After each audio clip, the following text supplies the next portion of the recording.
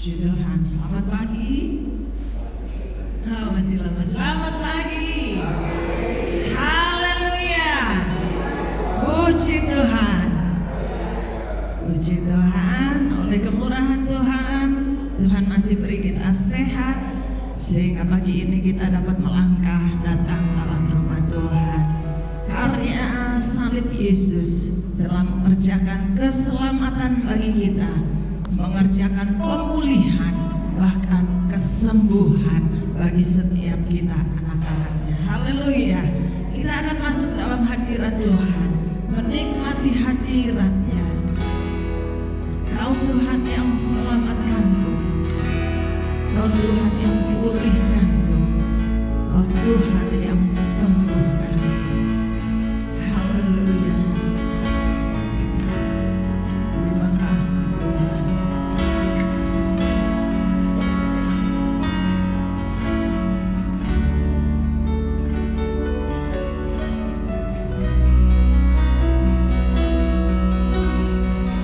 Terima kasih Tuhan.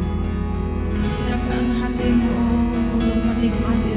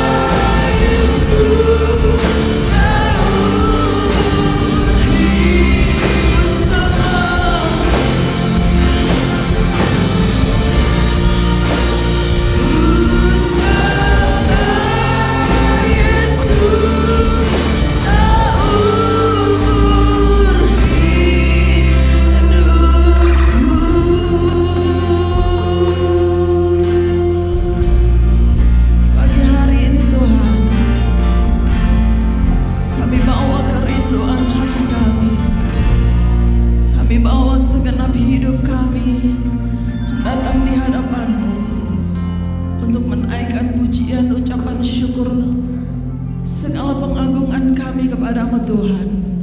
Sebab kebaikan demi kebaikan Tuhan yang Tuhan telah kerjakan dalam hidup kami. Dengan apa kami membalas semuanya? Hanya dengan hidup kami bawa di hadapan-Mu. Biar hidup kami menjadi korban ucapan syukur yang menyenangkan hati Tuhan. Kami akan buka ibadah kami pagi ini. Kami alaskan doa sembahyang kami hanya di dalam satu nama, Tuhan Yesus Kristus. Haleluya. Amin. Haleluya. Bapak Ibu diberkati Tuhan. Yang diberkati Tuhan, acungkan tangan, lambaikan tanganmu. Haleluya. Hari ini adalah hari yang diberkati Tuhan, hari yang dijadikan Tuhan bagi kita semua. Haleluya. Puji Tuhan.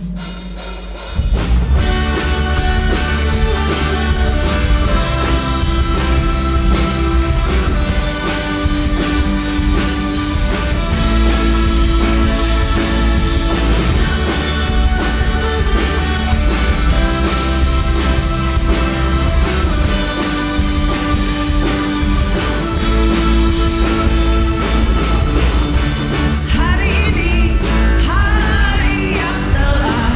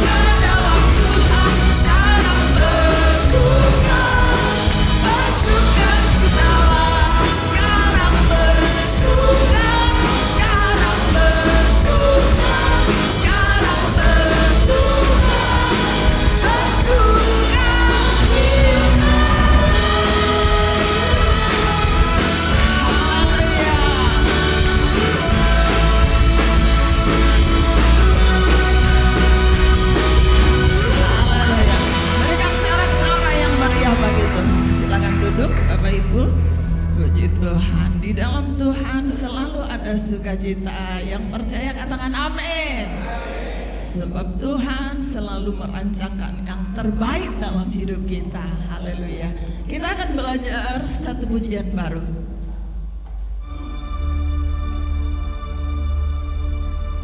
Hidupku ada di tangan-Mu, Kau beri rancangan yang terindah.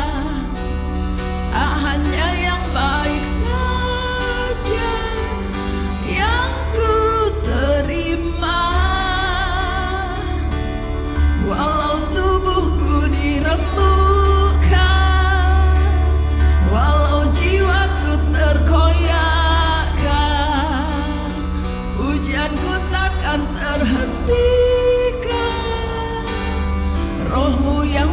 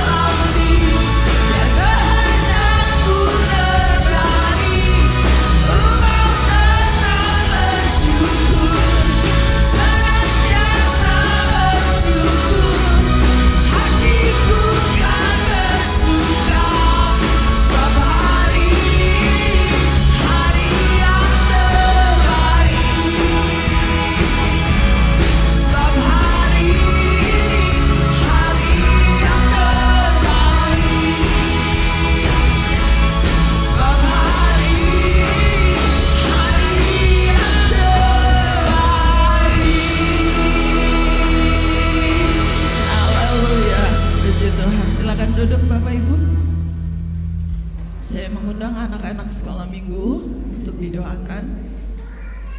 Tetap dalam hadirat Tuhan.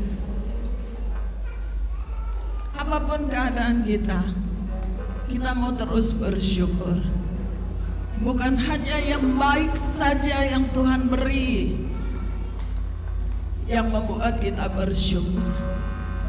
Ada banyak hal yang terkadang kita tidak sadari. Hal itu membuat kita tidak boleh lupa terus bersyukur. Haleluya. Haleluya. Banyak yang kau perbuat Tuhan di dalam hidupku. Haleluya.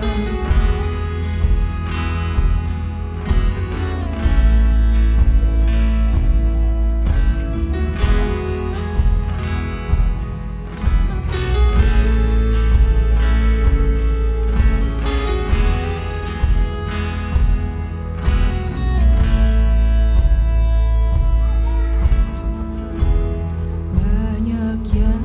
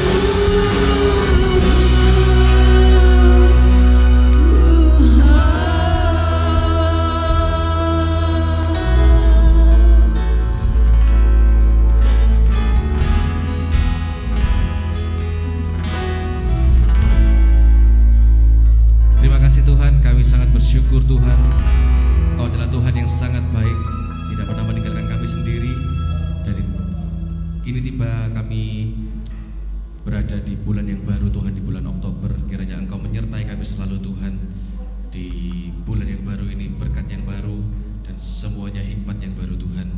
Kami percaya jika kami berjalan bersama-Mu Tuhan, ada urapan yang baru.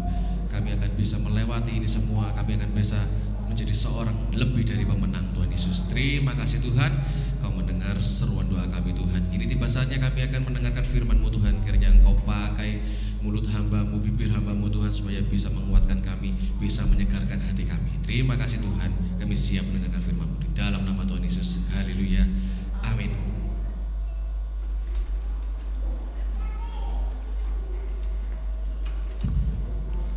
Shalom Bapak Ibu. Haleluya. Puji Tuhan, kita bersyukur pada pagi ini kita boleh menikmati hadirat Tuhan, menikmati kebaikan Tuhan. Kita boleh ada di tanggal 1 bulan Oktober, semua anugerah Tuhan.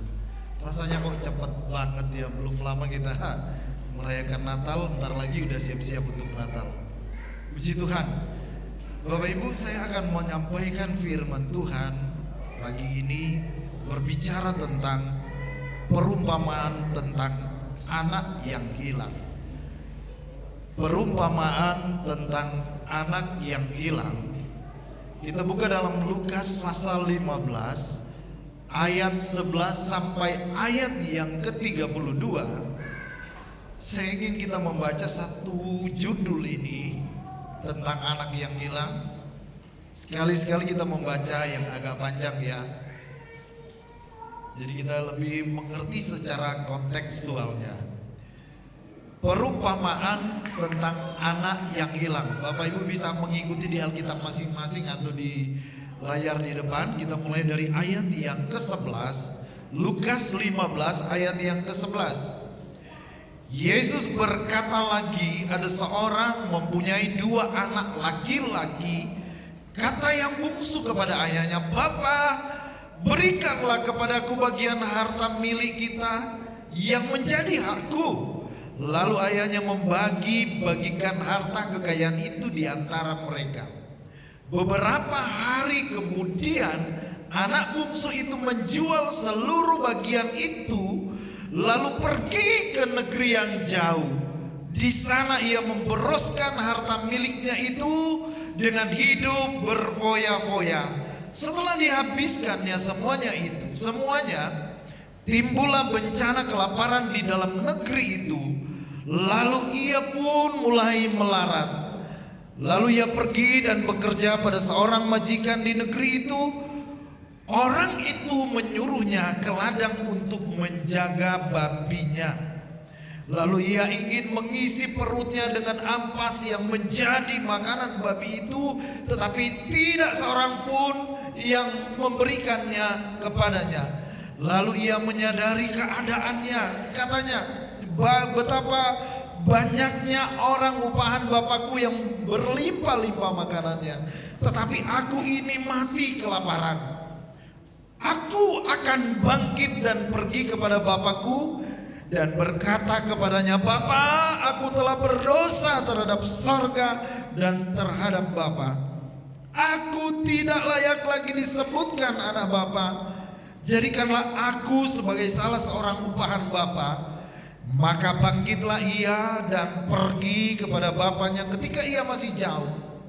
Ayahnya telah melihatnya, lalu tergeraklah hatinya oleh belas kasihan.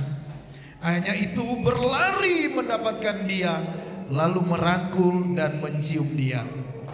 Kata anak itu kepadanya, "Bapa, aku telah berdosa terhadap sorga dan terhadap Bapa. Aku tidak layak lagi disebutkan anak Bapa." Tetapi ayah itu berkata kepada hamba-hambanya, "Lekaslah, bawa kemari jubah yang terbaik, pakaikanlah itu kepadanya dan kenakanlah cincin pada jarinya dan sepatu pada kakinya. Dan ambillah anak lembu tambun itu, sembelihlah dia, dan marilah kita makan dan bersukacita. Sebab anakku ini telah mati dan menjadi hidup kembali, ia telah hilang dan didapat kembali." Maka mulailah mereka bersukacita. Tetapi anaknya yang sulung berada di ladang, dan ketika ia pulang dan dekat ke rumah, ia mendengar bunyi seruling dan nyanyian tari-tarian. Lalu ia memanggil salah seorang hamba dan bertanya kepadanya, apa arti semuanya itu? Jawab hamba itu, adikmu telah kembali dan ayahmu telah menyembelih anak lembu tambun, karena ia mendapatnya kembali dengan sehat. Maka marahlah anak sulung itu dan ia tidak mau masuk. Lalu ayahnya keluar dan berbicara dengan dia. Tetapi ia menjawab ayahnya, katanya, telah bertahun-tahun aku melayani Bapa dan belum pernah aku melanggar perintah Bapa. Tetapi kepadaku belum pernah Bapa memberikan seekor anak kambing untuk bersukacita dengan sahabat-sahabatku. Tetapi baru saja datang anak Bapa yang telah memberoskan harta kekayaan Bapa bersama-sama dengan pelacur-pelacur. Maka Bapa menyembelih anak lembu tambun itu untuk dia. Kata ayahnya kepadanya, anakku, engkau selalu bersama-sama dengan aku, dan segala kepunyaanku adalah kepunyaanmu. Kita patut bersukacita. Kita baca bersama-sama ayat yang ke-32. 1, 2, 3. Kita patut bersukacita dan bergembira, karena adikmu telah mati dan menjadi hidup kembali. Ia telah hilang dan didapat kembali. Puji Tuhan. Lumayan panjang ya kita baca. Bapak Ibu yang dikasih di dalam Tuhan, dalam kitab Lukas 15 ini berbicara tentang 3 perumpamaan. Yang pertama perumpamaan tentang domba yang hilang. Kemudian ditinggalkan gembalanya yang 99 itu, dan dia mencari 1 ekor domba yang hilang sampai ia menemukan. Hal yang kedua yaitu berbicara tentang dirham yang hilang. Ada seorang perempuan yang mempunyai 10 dirham, kemudian 1 dirham hilang. Dia berusaha mencari sampai dia mendapatkan dirham milik itu. Kemudian dia bersukacita karena dirham yang hilang itu sudah didapatkan kembali. Nah, yang kita sedang bicarakan pada pagi ini adalah perumpamaan tentang anak yang terhilang. Anak yang terhilang. Dari kisah yang kita baca, dari perumpamaan yang Yesus gambarkan, saudaraku, ada beberapa tema yang saya baca, saya lihat dan saya menulis. Dalam tema perumpamaan anak yang hilang ini ada beberapa tema dengan judul perumpamaan anak yang berfoya-foya. Perumpamaan anak yang berfoya-foya, atau 2 saudara anak yang hilang, atau berbicara tentang Bapa yang mengasihi. Bapa yang mengasihi, sudah terhilang, sudah lama gak pulang, tapi Bapa tetap mengasihi. Atau Bapa yang merindukan ketika anaknya yang sudah jauh dari dia dan lama tak kembali, betapa rindunya seorang Bapa. Dan Bapa yang mengampuni. Anak yang terhilang ini telah melakukan dosa, hancur secara ekonomi, hancur secara moral. Tetapi Bapa mengasihi dan merindukan supaya kembali berjalan dalam kasih karunia Tuhan. Puji Tuhan. Saudaraku yang kekasih di dalam Tuhan, kita melihat gambaran dari Bapa yang mengasihi. Dalam ayat yang ke-5, pasal 15 ayat yang ke-20, maka bangkitlah ia dan pergi kepada bapaknya. Ketika ia masih jauh, ayahnya telah melihatnya, lalu tergeraklah hatinya oleh belas kasihan. Ayahnya itu berlari mendapatkan dia, lalu merangkul dan mencium dia. Saudaraku, ternyata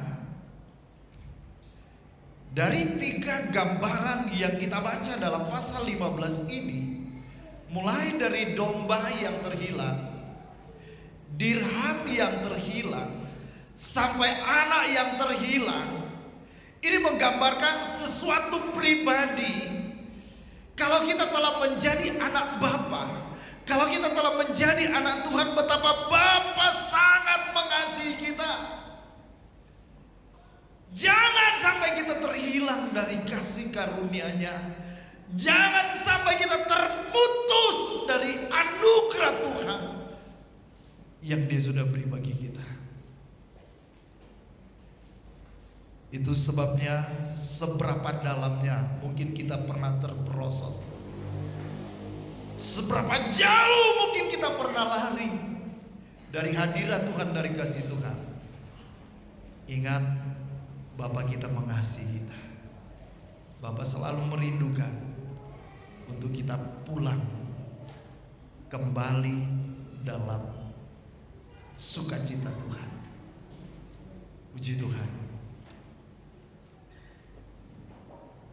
Domba yang hilang berbicara betapa Tuhan merindukan, betapa berharganya kita di mata Tuhan. Bukankah Tuhan berkata, berharga itu orang percaya.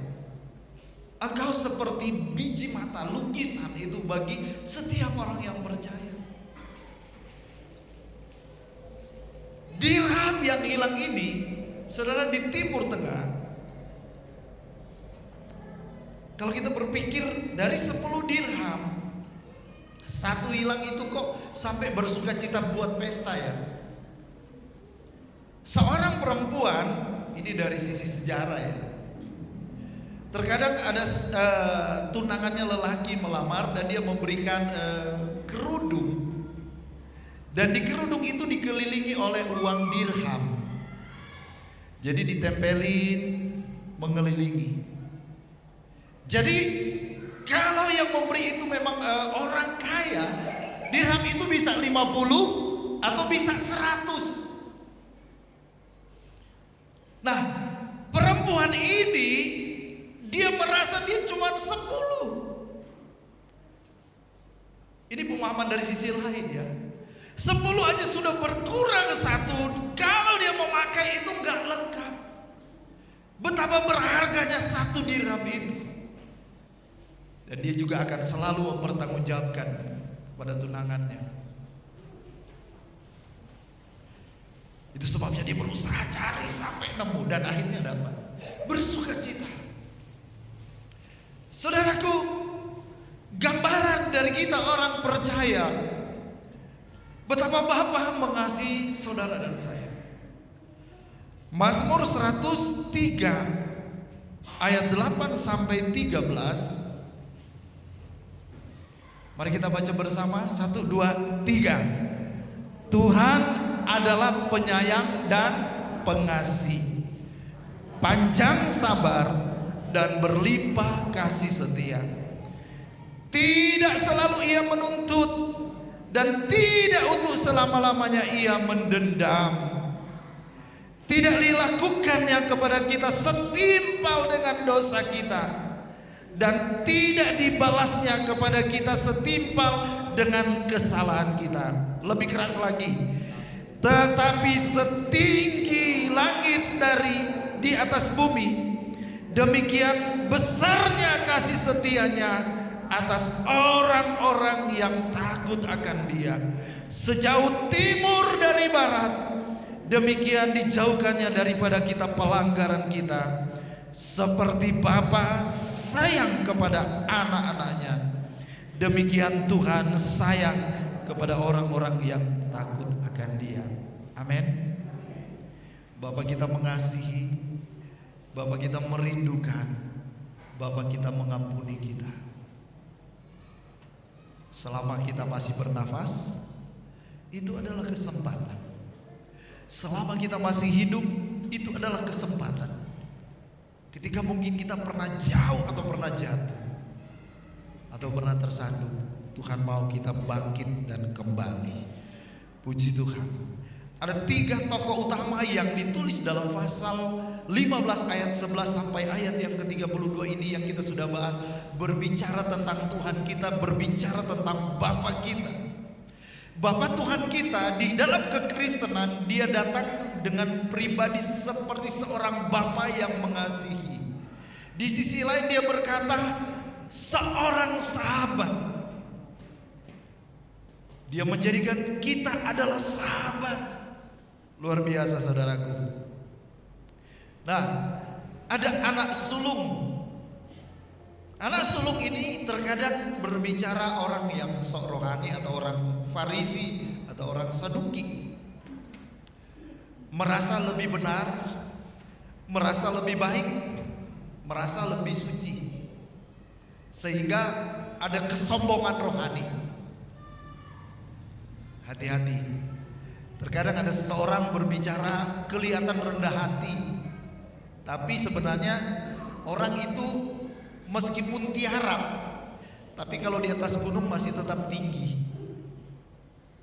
Kelihatan rendah hati tapi sebenarnya sombong. Nah saudara, Tuhan gak mau kita jadi orang Kristen seperti orang Farisi, yang kita merasa kita berohani, kita lebih tahu, kita lebih kudus, sementara kita meremehkan orang lain dan tidak punya kasih. Ketika adiknya datang dan bertobat, dia sulit untuk mengampuni. Ini anak yang sulung. Nah kita melihat anak yang bungsu ini digambarkan seperti seorang pemungut cukai, orang yang berdosa, orang yang rusak, orang yang tidak layak di hadapan Tuhan. Nah saudaraku yang kekasih di dalam Tuhan, ini ada beberapa kesalahan dari anak yang bungsu ialah, saya baca dari 15 ayat 13. Beberapa hari kemudian anak bungsu itu menjual seluruh bagian itu, lalu pergi ke negeri yang jauh. Di sana ia memboroskan harta miliknya itu dengan hidup berfoya-foya. Ayat 30, tetapi baru saja datang anak bapa yang telah memboroskan harta kekayaan bapa bersama-sama dengan pelacur-pelacur. Saudaraku, ada kesalahan yang terkadang digambarkan pada orang percaya. Anak bungsu ini terkadang gambaran bagi orang percaya yang sedang berjalan dalam kasih karunia Tuhan, hidup dalam lingkupan Tuhan, hidup dalam pemeliharaan Tuhan, hidup dalam sukacita yang dipimpin dikerjakan oleh Roh Kudus, kemudian meninggalkan Tuhan. Apa kesalahan yang dilakukan oleh anak bungsu ini? Yang pertama, dia meninggalkan Bapa atau Tuhan atau keluarga Allah, keluarga Tuhan. Meninggalkan Bapa, meninggalkan Tuhan. Saya berkhotbah waktu yang lalu, jangan tinggalkan Bethlehem, jangan tinggalkan Yerusalem, jangan menjauh dari kasih karunia yang Tuhan beri. Lagu pujian ini kalau kita yang kita nyanyikan dengan Ibu Gembala waktu lalu, jangan biarkan aku pergi, jangan biarkan aku berlari menjauh dari tata kasih karunia yang Kau beri. Saudara, fatal kalau kita menjauh dari keluarga Tuhan, fatal kalau kita menjauh dari kasih karunia Tuhan, hancur kalau kita pisah dari kasih Bapa.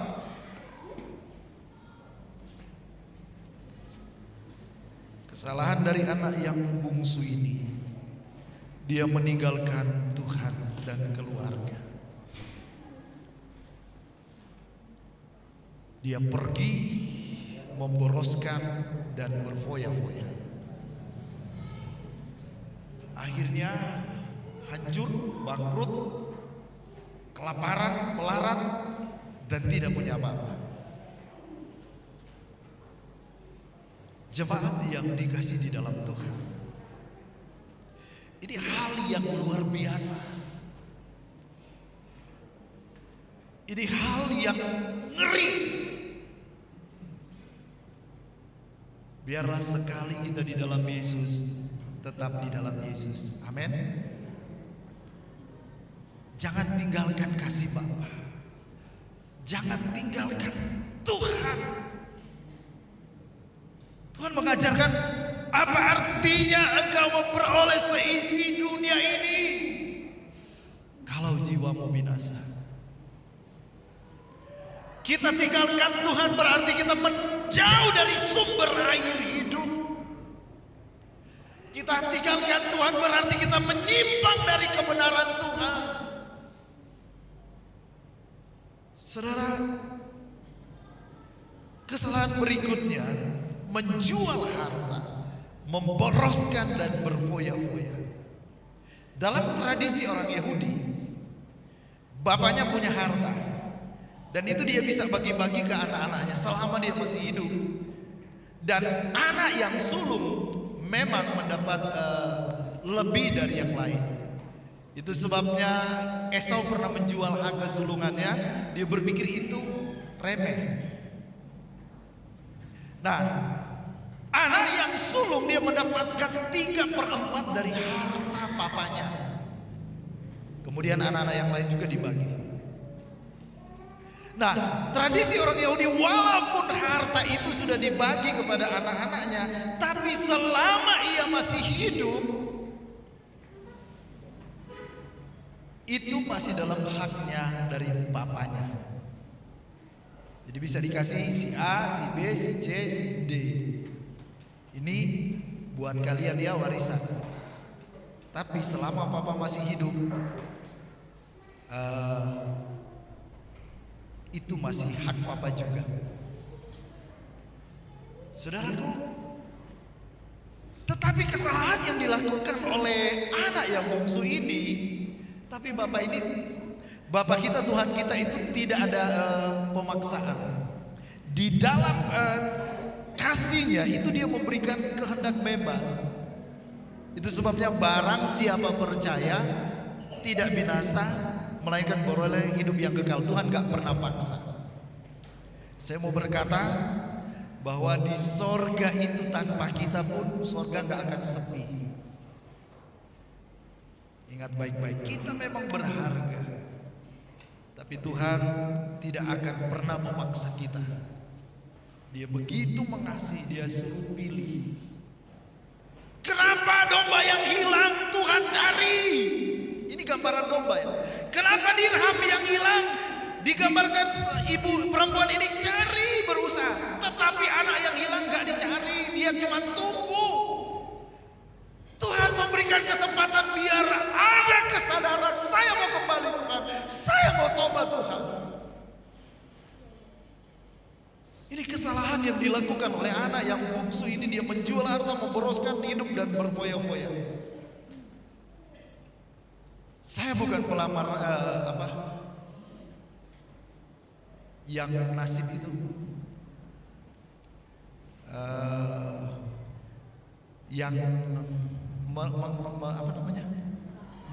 bukan peramal, yang meramal. Saya bukan peramal nasib seseorang, tapi kita melihat dari pengalaman hidup dan firman Tuhan. Kalau sekarang ini engkau hidup berfoya-foya, kita mendapatkan penghasilan misalnya 1 juta per bulan, kemudian kita berusaha mengeluarkan 1.200.000 sampai 2 juta. Mungkin kita ada aset, tapi percaya, berapa waktu kemudian kita nggak punya apa-apa. Ketika kita besar pasak daripada tiangnya, Kita tidak bisa bukan peramal nasib yang katanya ke A, ke B, ke C. Dia bisa melihat nasibmu ke depan. Hari ini anak-anak muda, kalau engkau membuat hidupmu menjadi giat bekerja, giat di dalam Tuhan, tahu mengelola keuangan, tahu mengelola berkat yang Tuhan titip, engkau akan punya masa depan. Tapi kalau hari ini engkau malas, hidup berfoya-foya, dan cuman bergantung pada harta orang tua dan gak mau kerja, pasti masa depannya kita bisa lihat. Saya bukan sedang menghakimi atau menakut-nakuti, tapi ketika hidup kita tidak berjalan sesuai dengan hati Tuhan, bukan keberhasilan, keberuntungan dan kemujuran, tapi Bapa mau, Tuhan mau kita diberkati Tuhan. Amin. Puji Tuhan. Jangan jauh dari kasih karunia Tuhan. Belajarlah mengelola, Bapak Ibu, mengelola semua hal ya, mengelola hati, mengelola ekonomi. Kita tahu ketika anak ini gak mau bekerja, dia jual harta, dia berfoya-foya, tinggal tunggu waktu, hancur, bangkrut. Nah kemudian hidup dalam dosa.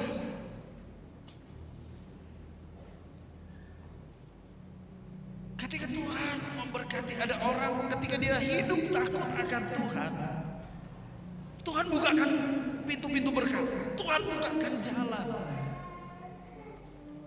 Tapi ketika dia mulai hidup dalam dosa, satu persatu tertutup jalan, satu persatu tertutup jalan. Hati-hati. Ini kisah-kisah nyata yang banyak terjadi. Banyak hal. Jangan sampai hancur baru kita mau sadar. Ini akibat dari kesalahan dari anak bungsu ini. Nah, akibat dari perbuatan anak bungsu ini, Lukas 15 ayat 14, setelah dihabiskan semuanya timbullah bencana kelaparan di dalam negeri itu dan ia pun mulai melarat. Lalu ia pergi dan bekerja pada seorang majikan di negeri itu. Orang itu menyuruhnya ke ladang dan menjaga babinya, untuk menjaga babinya. Ayat 16, lalu ia ingin mengisi perutnya dengan ampas yang menjadi makanan babi itu. Tetapi tidak seorang pun yang memberikan kepadanya. Akibat jatuh dalam dosa, akibat menjauh dari hadirat Tuhan, kita bisa menemukan beberapa poin di sini. Hidup menjadi melarat, menjadi miskin dan tidak punya apa-apa, ditinggalkan oleh kawan-kawan. Ada uang abang sayang, tidak ada uang abang melayang. Saudara, itu kalau sobat dunia. Seorang sahabat yang baik, yang sejati, selalu ada dalam setiap kondisi hidup kita. Tapi ada orang, sobat-sobat yang lain, mau bersahabat karena ada sesuatu. Saya rasa ketika anak yang bungsu ini, waktu dia kaya, dia sehat, dia terkenal, wow, semua datang, aduh kamu ganteng loh, kamu itu baik loh. Ada maunya Bapak Ibu. Tapi ketika dia tidak punya apa-apa, ditendang. Itu manusia. Mungkin kita datang, kamu dulu sudah tak bantu loh, kamu dulu waktu itu. Lu siapa? Itu manusia Bapak Ibu. Lu siapa? Apalagi mungkin kita sudah gak berdaya. udah nggak ada uang, terus kondisi kesehatan sudah nggak kuat. Kalau kita menjauh dari kasih karunia Tuhan, menjadi budak dan memberi makan babi. Dosa itu menjerat, memerangkap. Orang Yahudi itu babi itu haram. Dan kalau sampai dia harus bekerja memberikan makanan babi, menjadi budak memberi makan babi, itu sebuah hal yang sangat rendah martabat sebagai orang Yahudi. Kemudian dia pun sudah kelaparan, saya ingin makan makanan yang babi itu, tapi gak ada yang kasih. Sudah sama derajat dengan gambaran babi. Dia pengen makan makanan babi itu, tapi gak ada orang yang boleh, tidak dibolehkan karena itu makanan babi. Kita melihat betapa hancur, betapa parah orang yang menjauh dari kasih karunia Tuhan. Orang yang keluar dari kasih Bapa. Tapi perlu kita ingat, seberapa jauhnya kita. Bapa selalu sayang kita. Bapa selalu merindukan kita. Kalau kita sungguh-sungguh, selama masih hidup, selalu ada pengampunan untuk kita kembali. Ada tindakan yang dilakukan oleh anak ini. Ada 3 tindakan pertobatan. Ayat 22, tetapi ayah itu berkata kepada hamba-hambanya, lekaslah bawa kemari jubah yang terbaik, pakaikanlah itu kepadanya dan kenakanlah cincin pada jarinya dan sepatu pada kakinya. Ketika anak ini pulang, dia tanggalkan jubah yang kotor. Kalau kita mau balik kepada Tuhan dengan sungguh-sungguh, tanggalkanlah perbuatan yang gak berkenan. Amin. Jubah itu bicara pakaian. Pakaian ini sikap, perbuatan kita. Ketika Bartimeus yang buta dan dia mendengar Yesus datang ke Yeriko, dia mulai berteriak, "Guru, kasihanilah aku, kasihanilah aku." Orang-orang melarang dia untuk datang. Tetapi Yesus memanggil dia. Sebelum dia datang kepada Yesus, dia menanggalkan jubah yang kotor, yang bau, yang busuk. Saudara, untuk kita bisa menikmati kebaikan kemurahan Tuhan, kasih Bapa, tanggalkan segala yang jelek-jelek, buang. Lagu anak sekolah minggu, Yesus angkat dosaku dan buang ke laut. Mana guru sekolah minggu? Dan buang ke laut. Pure. Buang ke laut. Pure. Buang dosa kita. Puji Tuhan. Gak ada orang yang tidak pernah melakukan. Itu sebabnya setiap hari Tuhan jaga hatiku, jaga mulutku, jaga mataku, jaga sikapku, supaya saya selalu berjalan dalam kasih karunia. Kemudian mengenakan cincin, dimeteraikan. Tolong ayat di Efesus.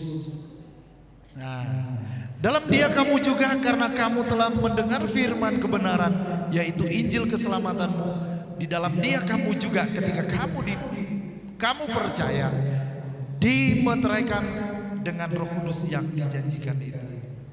Ketika kita balik, tanggalkan perjubah, dan kita balik menjadi percaya, kita dimeteraikan oleh Roh Kudus, dan anak ini diberikan alas kaki yang baru, sepatu yang baru. Ketika Tuhan pulihkan hidup kita, marilah kita pakai langkah kaki kita di jalan-jalan Tuhan, berjalan di jalan-jalan yang benar, jalan-jalan yang berkenan kepada Tuhan. Jangan udah mengarah ke tanah Kanaan, tapi ini seperti orang Israel, gambaran baru enak di Mesir. Apa ingatannya balik lagi, waduh kalau saya berfoya-foya begini begitu, waduh saudara, gak akan sampai tanah Kanaan atau tanah perjanjian atau gambaran hidup yang maksimal. Puji Tuhan. Saudara, saya menceritakan ada 3 tokoh dan yang kita melihat Bapa kita mengasihi kita. Seberapa jauh kita dari Tuhan. Tuhan berkata, engkau berharga di mataku. Mungkin seberapa dalamnya kita jatuh, tapi Tuhan merindukan kita dipulihkan. Dan Tuhan mengampuni kita semua. Tuhan ingin kita jadi baru. Selalu baru tiap pagi, selalu baru setiap hari. Puji Tuhan. Sebelum kita masuk dalam perjamuan Tuhan, pesan rohani dari firman ini, jangan tinggalkan Bapa, jangan tinggalkan keluarga Tuhan, jangan tinggalkan hadirat Tuhan, jangan menjauh dari kasih karunia Tuhan. Dan kalau kita sudah jauh, mari kita balik kembali kepada Bapa yang penuh dengan kasih sayang. Puji Tuhan. Bapak Ibu, mari kita bangkit berdiri, kita siapkan hati kita.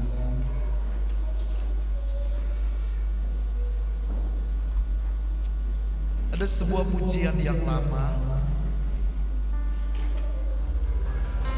Mungkin orang-orang tua banyak yang tahu ini.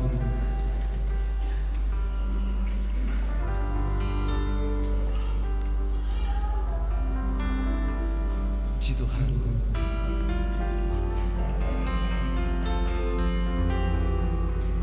Pada saat kita menjauh dari Tuhan, ada begitu beban berat yang menindih setiap langkah kita. Tapi Yesus mau jamah kita menjadi baru. Tertindih dengan beban berat. Tertindih dengan beban berat. Dosa dunia menjerat.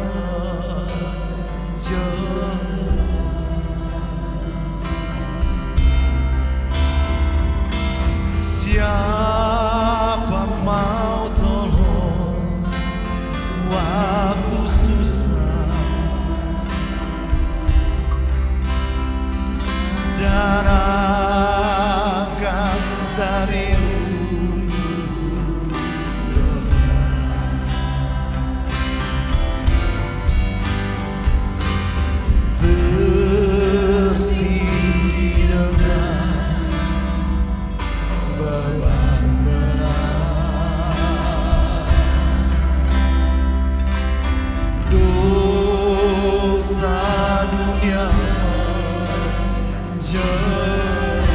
lalu ku datang pada Yesus,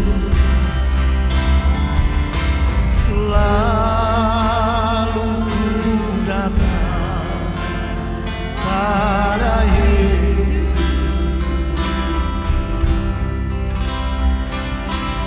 Dia beri kelegaan. Nyanyikan dengan sungguh-sungguh. Dia jamah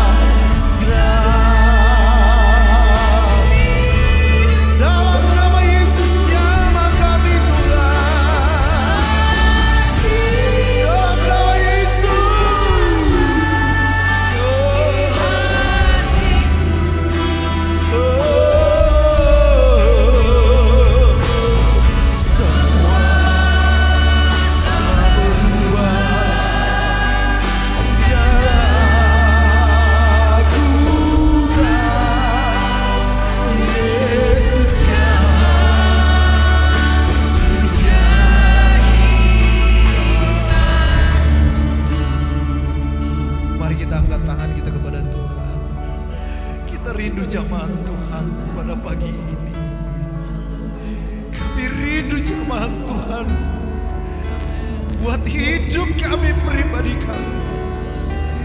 Jadikan kami baru Tuhan. Jadikan kami anak-anak-Mu yang pulih kembali, berjalan dalam kemurahan. Terima kasih. Terima kasih Tuhan. Haleluya. Yesus.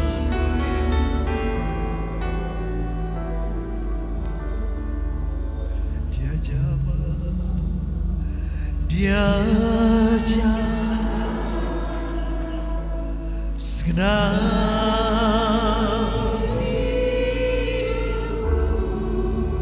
dalam nama Tuhan Yesus.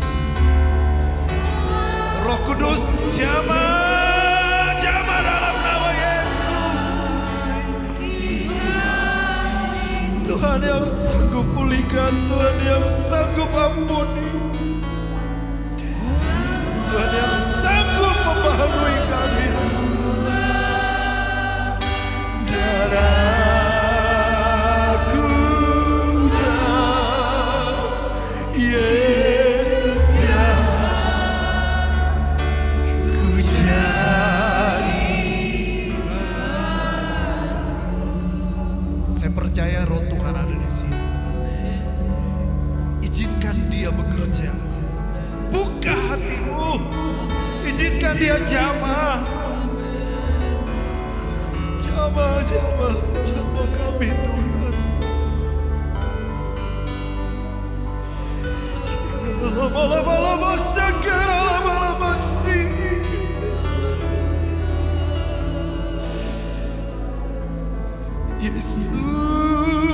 Yesus, jamah.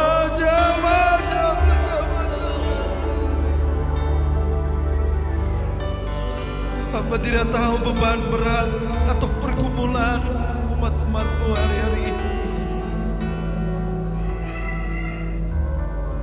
Tapi Engkau sanggup menolong dan menguatkan. Yesus jamah segenap hidup. Terus Roh Kudus bekerja. Dan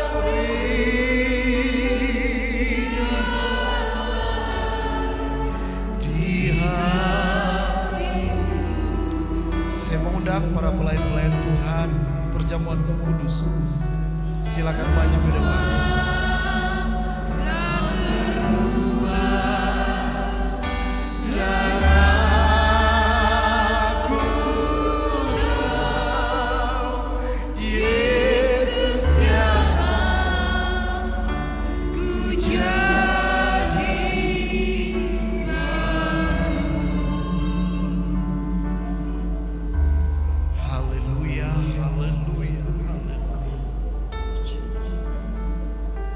Pagi hari ini kami membuka hati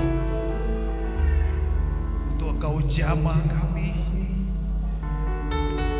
dengan firman-Mu, dengan Roh Kudus, lewat tubuh dan darah Yesus. Segala beban dan pergumulan umat-umat Tuhan, kami percaya Tuhan yang memberikan kekuatan, Tuhan yang memberikan kelegaan.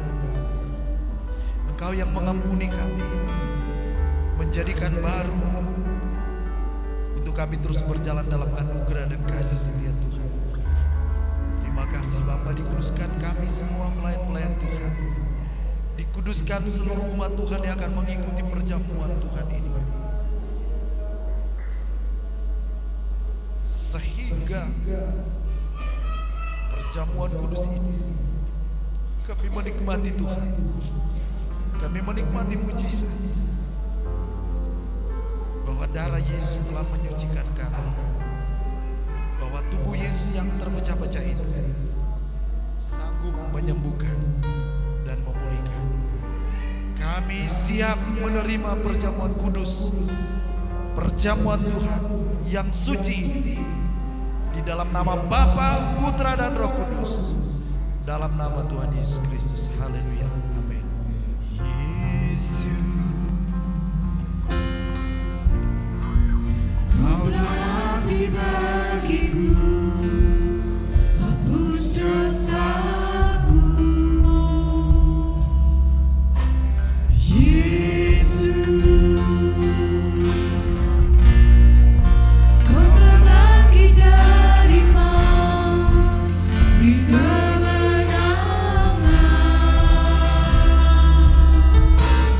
Tubuhmu dan darahmu tercurah bagi kami, menyucikan, menyembuhkan, sempurnakan hidup kami. Yesus, Kau telah tebus hidupku dengan salib-Mu. Yesus, Ku berikan segala hormat dan kemuliaan. Tubuhmu dan darahmu tercurah bagi kami, menyucikan, menyembuhkan, sempurnakan hidup kami.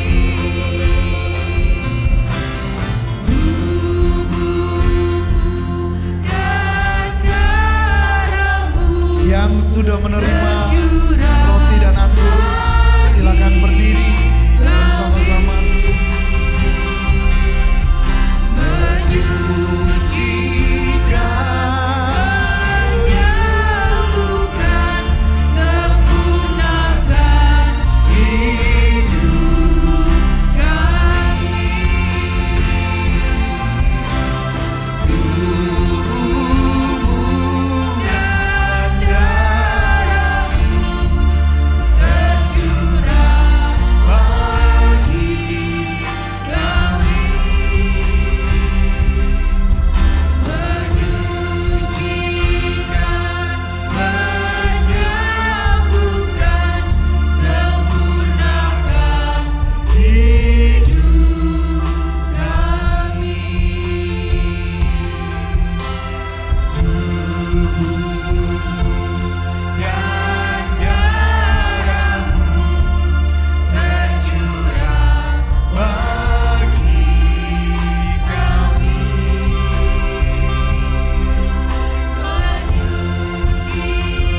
menyucikan, menyembuhkan, sempurnakan hidup kami. Dan darahmu tercurah bagi kami,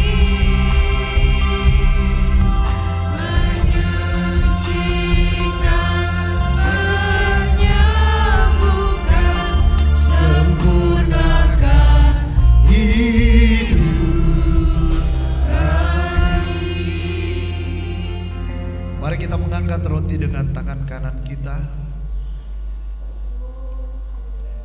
Dan ketika mereka sedang makan, Yesus mengambil roti, mengucap berkat, memecah-mecahkannya lalu memberikannya kepada murid-muridnya dan berkata, "Ambillah, makanlah, inilah tubuhku." Dalam nama Tuhan Yesus Kristus kita makan. Haleluya.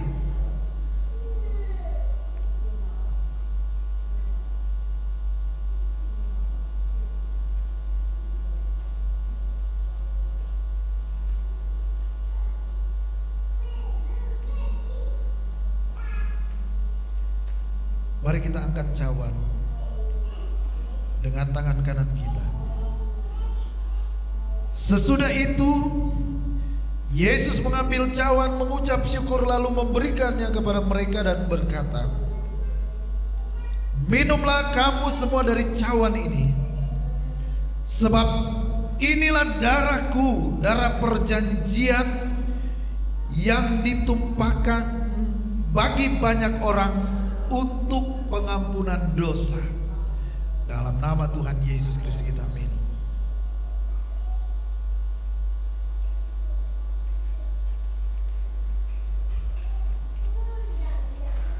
Haleluya, terima kasih. Mari kita bersyukur. Dalam nama Yesus, terimalah kuasa dari perjamuan Tuhan ini. Sebab di dalam darah anak domba Allah ada ketebusan. Kutuk dipatahkan dan anugerahnya memayungi kita. Di dalam darah dan bilur Tuhan Yesus, kita terima mujizat.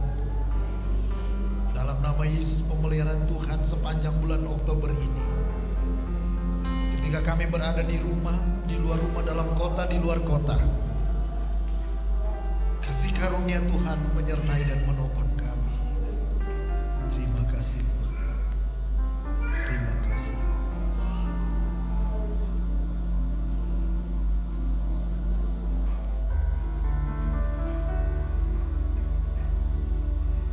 Yesus jam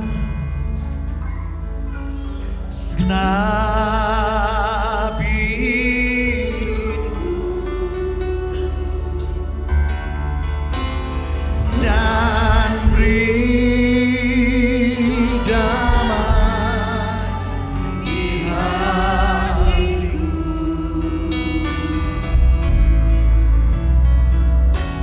Semua telah berubah dan aku tahu Yesusnya ku jadi baru.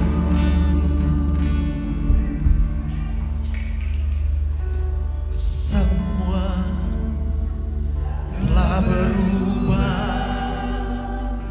dan aku tahu Yesusnya ku jadi baru. Dalam nama Tuhan Yesus, Roh Kudus jamah setiap hati yang keras, hati yang beku, mungkin hati yang menyimpan kepahitan. Tuhan, buat kami jadi baru Tuhan, seperti tanah yang gembur, tanah yang subur, supaya kami kembali dapat menikmati kebaikan-kebaikan Tuhan, sukacita dan damai sejahtera-Mu.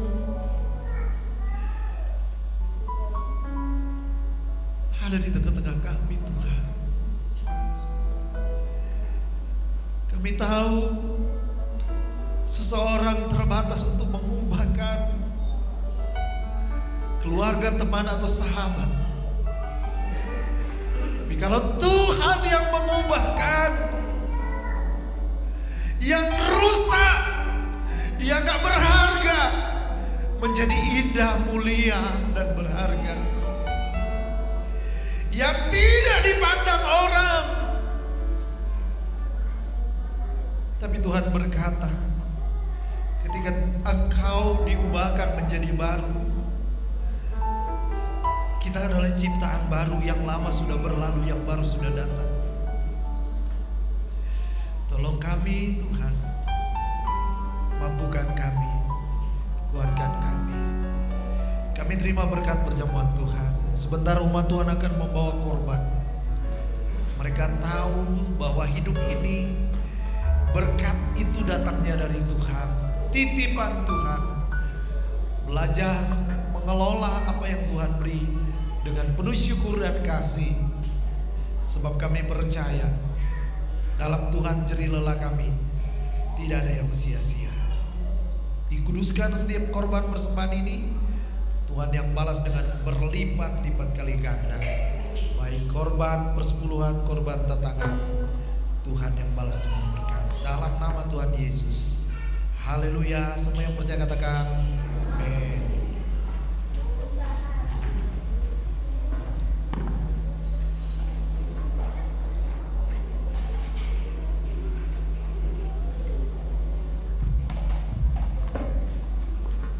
Puji Tuhan. Kita akan memberikan persembahan bagi pekerjaan Tuhan. Nanti petugas akan menjalankannya. Hidupku ada di tangan-Mu, Kau beri rancangan terindah. Tak hanya yang baik saja yang ku terima. Walau tubuhku diremukkan, walau jiwaku terkoyakkan, pujianku takkan terhentikan. Roh-Mu yang memberi penghiburan. Akan ku pikul salib-Mu, syukur dan kasih setia-Mu. Ku bertahan, Kau kuatku, teguhkan imanku. Ku mau tetap bersyukur, senantiasa bersyukur. Sekarang yang ku alami, biar kehendakmu tersari. Ku mau tetap bersyukur, senantiasa bersyukur. Hatiku kan bersuka setiap hari yang terbaik.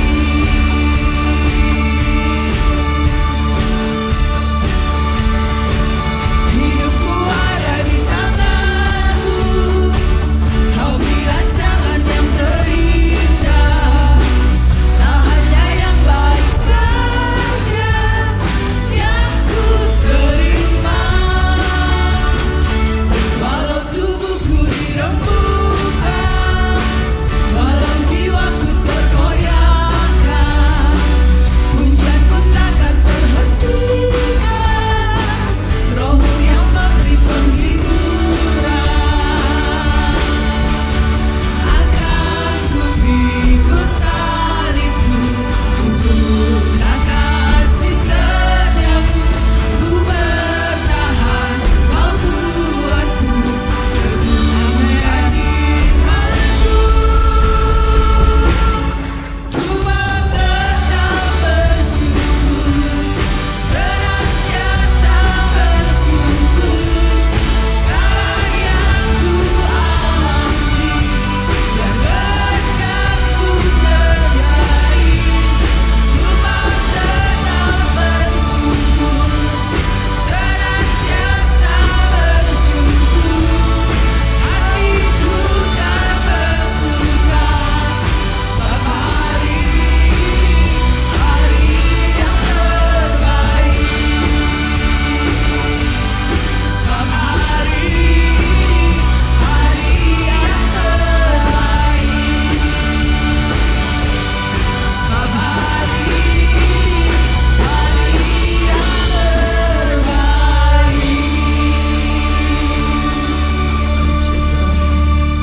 Tuhan memberkati pengumuman bagi jemaat Tuhan. Hari Rabu tidak ada doa. Bapak Ibu doakan kami suami istri sebentar siang bersama Bapak Ferry Chong dan Ibu Leni dan Bapak Sakaria, jika jadi kami akan ke Jawa Tengah, ke Tawangmangu untuk mengikuti doa puasa 3 hari 3 malam. Jadi puasanya akan dimulai besok siang sampai Kamis siang. Karena kami panitia Bapak Ibu, jadi kami diharapkan sebentar malam kami sudah sampai di sana untuk ikut doa bersama. Doakan jemaat Tuhan perjalanan yang cukup panjang, diberikan sehat, semua dalam keadaan baik. Doa kami di sana Bapak Ibu untuk semua jemaat Tuhan, dan pagi ini saya berikan kesempatan bagi jemaat Tuhan yang mungkin punya pergumulan secara pribadi, yang Bapak Ibu rindu untuk didoakan. Sebab biasanya di hari terakhir itu akan diminta pokok doa. Apapun yang menjadi pergumulan kami para peserta dan mungkin jemaat-jemaat yang kami layani, nanti akan didoakan, bukan dibacakan Bapak Ibu, tapi dengan iman nanti itu akan didoakan bersama-sama. Kalau ada pergumulan Bapak Ibu bisa japri kepada saya. Di perjalanan saya akan berusaha untuk catat semua pergumulan jemaat Tuhan, ya. Jadi kami pergi ke sana juga untuk membawa pergumulan jemaat Tuhan GPD Logos. Kemudian hari Jumat ada ibadah wanita di tempat ini jam 5 sore. Itu saja pengumuman, saya serahkan Bapak Gembala.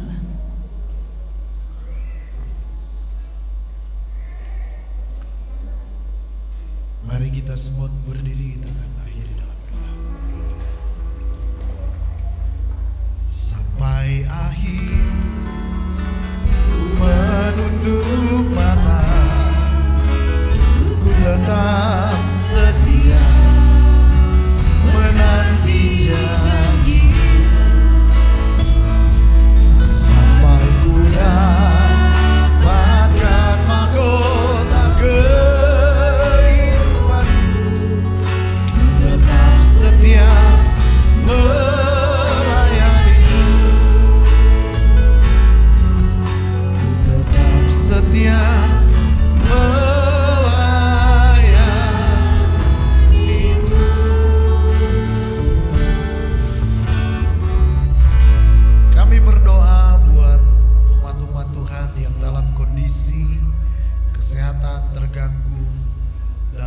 Tuhan pulihkan, Tuhan jamah Bapak Pindai, Tuhan jamah Bapak Wakimin, mungkin ada yang lain lagi Tuhan, oleh bilur-bilur Tuhan Yesus, Tuhan sanggup pulihkan dan kami percaya Tuhan memulihkan.